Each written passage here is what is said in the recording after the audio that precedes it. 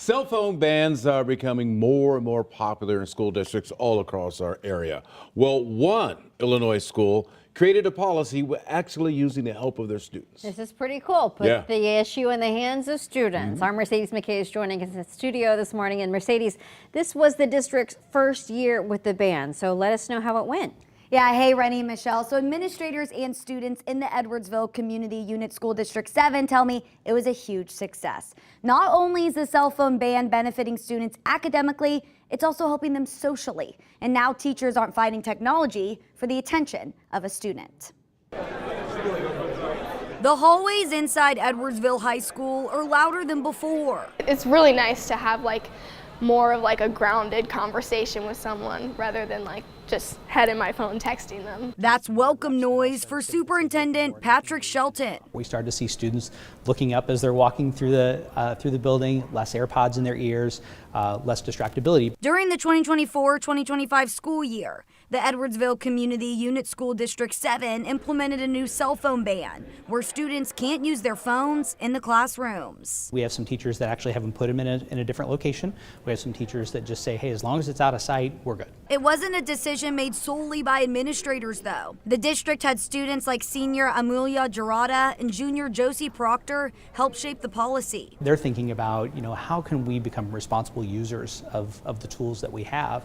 And so inviting them to the table was an important piece. The teenagers weren't immediately on board from the start, but for different reasons. There's something called FOMO, fear of missing out, and so if everybody else is on their phones while we aren't, it's kind of like you're missing out on something. Maybe not FOMO, but I was more nervous about not having any connection at all. Just having to put it away completely, not being able to text my parents. Now, 1 year in, their opinions changed. The students experiencing the benefits in and outside of the classroom. I got to see that people were talking to each other, people were getting their work done in class and asking teachers questions right then and there versus trying to chat GPT it at home. So it was very beneficial academically and just with socialization. Now, we've seen other districts across our area actually use different policies, like locking the students' phones in a pouch. Superintendent Shelton tells me the reason they didn't do that is because they want students to learn self-control on their own and not have to rely on a pouch to stop them from using their phones.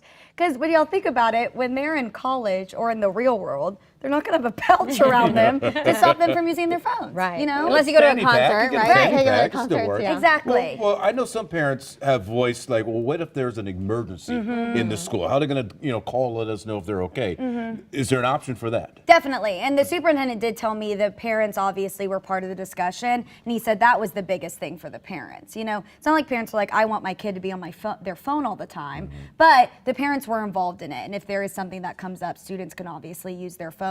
Also, nowadays, GroupMe is how coaches actually talk to their, athletes during the day, like, hey, practice is canceled. So one of the students who I spoke to who worked on this ban said they're working on getting GroupMe on their laptops so they can still talk to their coaches that way. Since that is really, these kids rely on it. Again, they both told me when they first heard it, obviously they were like, wait, what? Because they don't know what it's like to not have this in their hands. Exactly. But you know what I think is really interesting about the kids is that yes, you want to be able to have access to the phone for safety, but the reality is that your day to day, you're most likely to be distracted by whatever's going on social media. So this is the benefit, or it outweighs, right? Well, definitely. And even just in, one of them explained to me, their classes are normally 50 minutes long. So their teachers are probably going to talk 30 to 40 minutes. They would say in that extra 15, 10 minutes, they would look on TikTok usually. Whereas now they're either getting their homework done